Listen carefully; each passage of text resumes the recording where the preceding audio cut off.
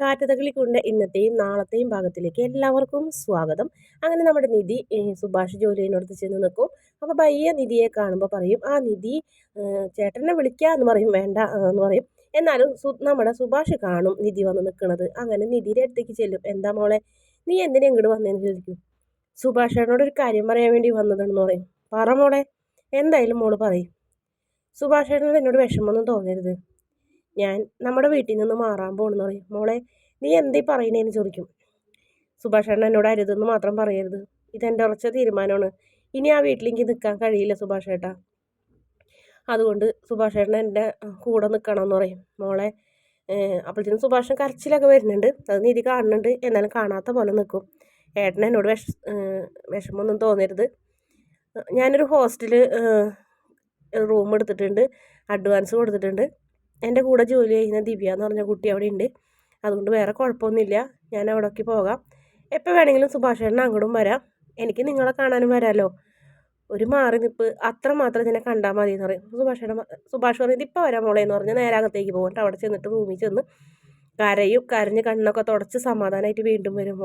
മോളൊറ്റയ്ക്ക് പോകണ്ട, ഞാൻ വരാമെന്ന് പറയും. അപ്പോൾ സുഭാഷേട്ടൻ അല്ലെങ്കിലും വേണം, ലോക്കൽ ഗാർഡിയനായിട്ട് ഞാൻ സുഭാഷേട്ടനെ കൊണ്ടുപോകണേ.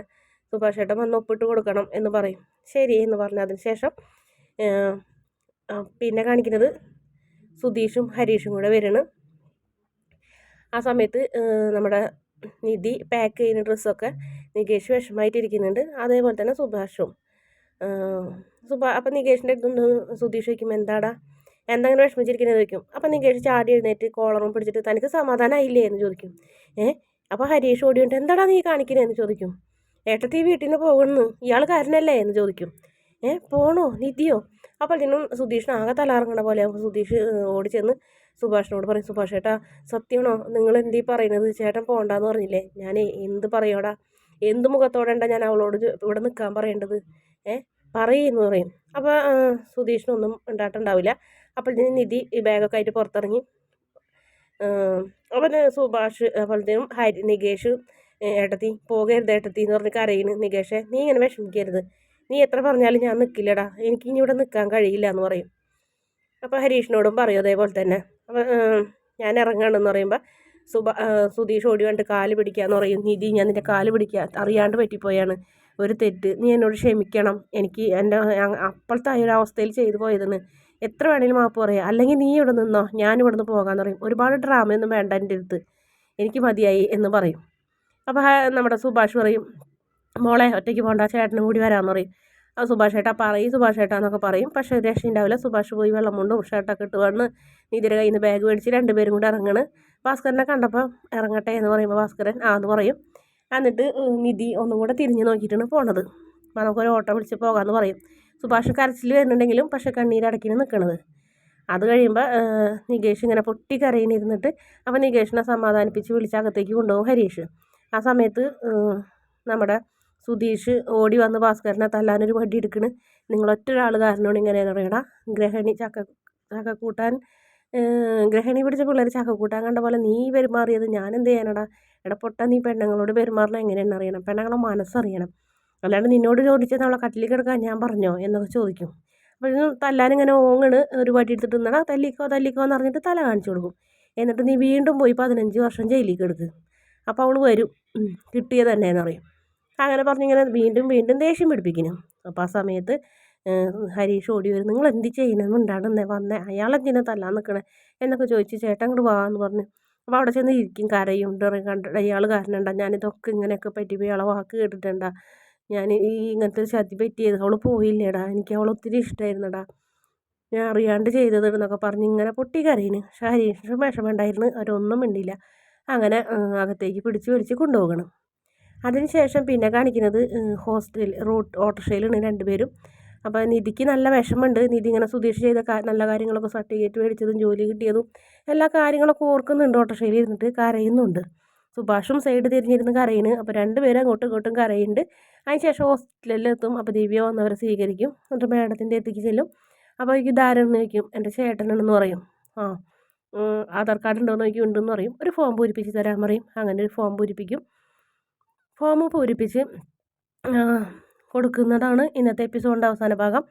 അതിന് ശേഷം പിന്നെ കാണിക്കുന്നത് ഭാഗത്തുണ്ടെങ്കിൽ നമ്മുടെ സുഭാഷ് ഇറങ്ങി വരാന്തയിൽ നിൽക്കണ്. അപ്പോൾ കൂടെ പിന്നാലെ നിധി വരുന്നുണ്ട്. മോള് കയറിപ്പോക്കോന്ന് പറയും. ഇല്ല ഏട്ടൻ പോയിട്ട് ഞാൻ പോകുള്ളൂന്ന് പറയും.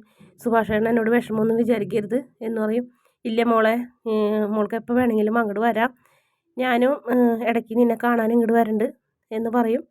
നിനക്ക് എന്ത് പ്രശ്നം ഉണ്ടെങ്കിലും നീ അങ്ങോട്ട് ഓടി വരണം, നിനക്ക് അവിടെ ഒരു ഏട്ടനും 2 അനിയന്മാരുണ്ടെന്നെങ്കിൽ നീ ഓർക്കണം എന്ന് പറയുമ്പോഴത്തേനും നിധി ഇങ്ങനെ പൊട്ടി കരയിന്. നിധി മാത്രമല്ല, സുഭാഷും സഹിക്കാൻ പറ്റുന്നുണ്ടായില്ല. സുഭാഷും നമ്മുടെ നിധിനെ കെട്ടിപ്പിടിച്ച് കരയുന്ന ഒരു ഭാഗമുണ്ട്. രണ്ടുപേരും അങ്ങോട്ടും ഇങ്ങോട്ടും കരയുന്നുണ്ട്. പക്ഷേ നിധി തീരുമാനം മാറ്റുന്നില്ല. മോള് കയറിപ്പോക്കോന്ന് പറയും. അപ്പോൾ ഇല്ല ഏട്ടൻ പോകാമെന്ന് പറയും. എന്നിട്ട് സുഭാഷ് കുറച്ച് പൈസ എടുത്ത് നിധിയുടെ കൈ കൊടുക്കുമ്പോൾ വേണ്ട ഏട്ടാ എൻ്റെ കയ്യിലുണ്ടെന്ന് പറയുമ്പോൾ അത് സാരില്ല മോള് വെച്ചോന്ന് പറയും. ഭക്ഷണത്തിൻ്റെ ഒക്കെ പൈസ ഇവിടെ കൊടുത്തിട്ടുണ്ട് ഏട്ടാന്ന് പറയും. അതൊന്നും സാരില്ല എന്ന് പറയും. സുഭാഷ് ഏട്ടൻ എന്നോട് ദേഷ്യം ഉണ്ടോ എന്ന് ചോദിക്കും. എന്ത് ദേഷ്യം, ഞങ്ങൾക്ക് ഒരു ദേഷ്യമില്ല എന്ന് പറയും. എന്നിട്ട് ഗേറ്റ് വരെ പോവും. എന്നിട്ട് തിരിച്ച് വീണ്ടും വരും. എന്നിട്ട് പറയും നിധി ഞാനൊരു കാര്യം പറഞ്ഞാൽ മോൾക്ക് വിഷമാവുമെന്ന് ചോദിക്കും. ഇല്ല ഏട്ടാ എന്താന്ന് ചോദിക്കും. സുധീഷിനോട് വെറുപ്പ് മനസ്സിൽ വെക്കരുത്, അവൻ പാവമാണ്, അവൻ ആരോട് എങ്ങനെ പെരുമാറണമെന്ന് അറിയാണ്ടാണ്. ഇതെന്ത് പറ്റിയെന്ന് എനിക്കറിയില്ല. എന്ന് വെച്ചാൽ അവൻ ചെയ്തത് തെറ്റല്ലാന്ന് ഞാൻ പറയുന്നില്ല, തെറ്റ് തന്നെയാണ്. പക്ഷേ അവനെ വളർത്തി നല്ല അച്ചടക്കത്തോടെ പഠിപ്പിച്ച് മനസ്സിലാക്കി കൊടുക്കാൻ ഒരു അമ്മ ഉണ്ടായില്ലല്ലോ. ഞാനല്ലേ മോളെ പഠിപ്പിച്ചത്. എനിക്കാണെങ്കിൽ ഇങ്ങനെയുള്ള കാര്യങ്ങളൊന്നും അറിയില്ല. പെൺകുട്ടികളോട് പെരുമാറുന്നത് എങ്ങനെയാണെന്നൊന്നും എനിക്കറിയില്ല. അത് ഞാൻ അവന് പഠിപ്പിച്ചു കൊടുത്തിട്ടുമില്ല. അതുകൊണ്ട് മോള് അവനോട് മനസ്സിൽ വിഷമം വയ്ക്കരുതെന്ന് പറയുമ്പോൾ ഇല്ല ഏട്ടാന്ന് പറയും. അങ്ങനെ നിധി കയറിപ്പോകും. നിധി കയറിപ്പോയിട്ട് ജനലിൻ്റെ ഇടയിൽ നിന്ന് ഇങ്ങനെ പൊട്ടിക്കരയുന്ന സുഭാഷ് പോകുന്നത് നോക്കിയിട്ട്. കാരണം സുഭാഷും കരഞ്ഞുകൊണ്ട് പോകുന്നൊരു ഭാഗമാണ് കാണിക്കുന്നത്. പിന്നീട് വീട്ടിൽ എത്തി സുഭാഷിനെ കാത്തിരിക്കുന്ന അനിയന്മാരെല്ലാവരും അങ്ങനെ ഓട്ടോ വന്നിറങ്ങിയപ്പോൾ നമ്മുടെ സുധീഷും അനിയന്മാരും ഓടി ചെല്ലുന്ന ഒരു പ്രതീക്ഷയോടെ നിധി തിരിച്ചു വരുമെന്നുള്ളൊരു ആഗ്രഹത്തോടെ ഓട്ടോറിക്ഷയിലേക്ക് നോക്കും. ഏട്ടാ അവൾ വന്നില്ലല്ലേ എന്ന് ചോദിക്കും. അപ്പോൾ സുഭാഷ് ഒന്നും ഉണ്ടല്ല, നേരെ അകത്തേക്ക് ചെന്ന് ഏട്ടൻ അവളോട് പറയായിരുന്നില്ലേ, പോകണ്ടെന്നൊരു വാക്ക് പറയായിരുന്നില്ലേ എന്ന് ചോദിക്കുമ്പോൾ ഞാൻ എന്ത് മുഖത്തോടെ ഉണ്ട് അവളോട് ഇവിടുന്ന് പോകരുതെന്ന് പറയേണ്ടത്.